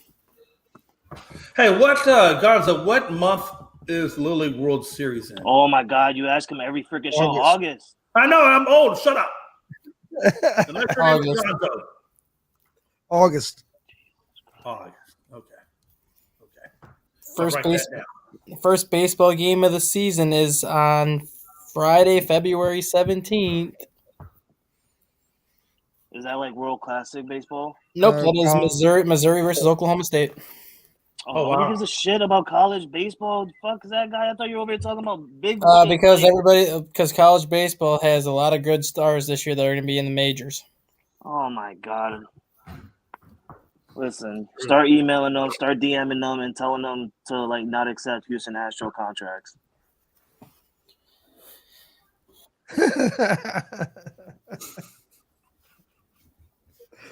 Trying to save them. I'm trying to save them from a shitty career. That's all. You're trying to say who?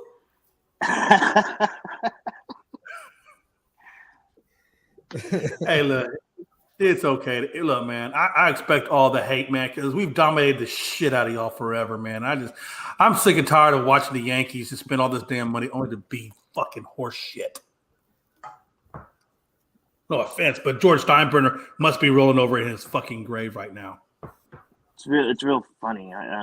It's just hilarious to me that you say all these years, but yeah, we have a more winning record than you guys over you guys. Look, don't bring that. Don't bring that late year shit. I mean, you're the one. I mean, even alive. I'm not bringing up late. I'm not bringing up. I remember back when the Negro Leagues were around and Josh Gibson was kicking his shit out over there at Kansas City Monarch. We don't talk about that crap. Chris, wasn't he the one that was even alive during that said time that, period? Chris, wasn't he the one that just said that though? Didn't he just say, "Oh, I'm tired of always kicking your guys' ass"? It is. It's exhausting. All right, so don't get mad when I say we have a winning record over you guys. Don't get mad. It's all right. Man, that was so long ago. You were big. That's not even long ago, Jay. That's from the start between the Yankees and Astros from the very beginning till now. We still have a winning record over you overall. That's all I'm saying. I don't think you do. Brought it up. I don't think you do. What's the record right now? We looked this up previously last year. We probably did. That's what I'm saying. I'm just asking what the record was when we looked it up because I don't remember what it was. We'll look it up after the show. No, I'd have to what was the question? What was the question? What is the record between overall. Houston and New York? All time overall. What's the record? Yeah. Hold on. I'll get it. Oh my God! I always gotta shut Jay up.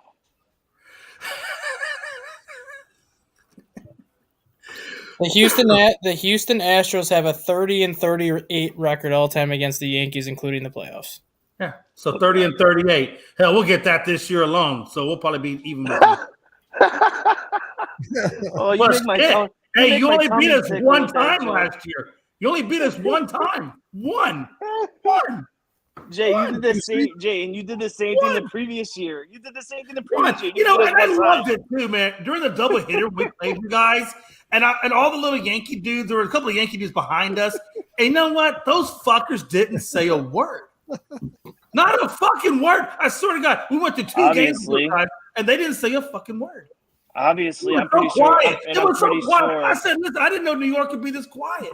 My boy Frankie's not this quiet. I mean, obviously, they were just crying in their beer the whole time. He's sitting there surrounded by Astros. I mean, if the Astros lost, Jay would be fucking leaving the stadium early. Like, I don't want to hit the traffic. I never left the game early in my life. Not one time. Not once. You didn't even hear what I said. If you guys were to be losing, your ass would have been leaving the stadium saying, "I don't want to hit the traffic." You know you. I literally have never left a game early. I've always stayed. Why would I pay this? Probably a part of the game. Shut up, Jay. They're trying to do final thoughts. Damn. Get them out of here for a second. My final thought is the Dallas Cowboys and the New England Patriots play each other this year. I'm going to buy Jay and Frankie 2 tickets. I'm going to put them in a cage together to watch the game together. Fuck, Hell in a Cell. Let's go. Hey, I'm recording that shit. We'll go live. The game is in Dallas too, so Frankie would have to make the trek down there. Man, Frank will make it. He'll make it down there. He'll get his ass whooped, but he'll make it down there. Jay, you're not ready. Don't forget, you acknowledge me. Always remember that. The only thing I acknowledge with you is your receding hairline. Did the Patriots and Cowboys play each other this year? Yeah, No, not this year. No, Oh, not I this really year. don't. We played last year. Hey, who won that? By the way, I forgot. The Cowboys in overtime. I'm Oh, not okay, scared I to say didn't. it. I just couldn't remember. Okay, I'm not scared to say it. no, that's okay. I couldn't remember. That's why I'm glad Hey, you have but better hold on, memory than I do. hold on. But before you got that win on us last year, when was the last time you beat us in again? Oh, I don't care. You remember? We You remember? beat you last year. That's all Do I you care about. remember? Last You year. remember though? Can you answer my question? Since I answered yours. Oh no, we haven't. It's been a hot minute. Well, no, we beat you twice. Did we beat you the year before too? No, Are you sir. sure? Yes, Are you sure? yes. Okay. Because you never beat Tom Brady until this year. Yeah, but Tom Brady's been out for 3 years. Oh, you talking about Tom? Oh, you talking about Tom Brady? I thought we were talking about New England. Oh my God! Did this guy go to school? No, Dustin? Did this guy Tom go to Brady's school? been out of Dustin? New England for 3 years. You asked me about last Oh year. I said my we beat you God. last year, and I said I think we Dustin, beat you you the can year carry before that. The last time the Cowboys beat the Patriots before last year was 1996 There you go. We whipped that ass. when Troy Aikman beat Drew Bledsoe 12-6. Damn right. And that's right about the time I think when Tom Brady was taking over, wasn't it? I think didn't he take over thereafter? Since 1999, the Patriots have won 6 of the last 7. After the Cowboys started 7-0 against the Patriots in the first 7 meetings. Right. Yeah, Tom Brady's a hell of a quarterback, man. You can't take nothing away from him and Bill. Do you understand the concept now? Do you understand the concept? I'm about to put my nutsack in your mouth. You always gotta take it that far. All right. You see, and this is why I get scared about people overseas because they come back saying shit like this. My final thought: I'm ready for the Super Bowl this weekend, and then also, you guys got me all fucked up over here. I'll be live in about 10, 15 minutes. Easy Money, a sports betting show. Come join us for that at Gonzo Sports Room and the All Sports All Plays Network. Plus Gonzo or GSR Gonzo Sports Room tonight at 11 p.m. Eastern. But at 6:30 we have our 2022 Wrestling Awards show. So come join us for that. Yeah. Live on YouTube, Facebook, Twitch, Twitter at Gonzo Sports Room and the All Sports All Plays Network. But on behalf of Poor Baby, Stat Guy, and Frankie C, we'll see you guys tomorrow at Didn't even catch it. Blitz.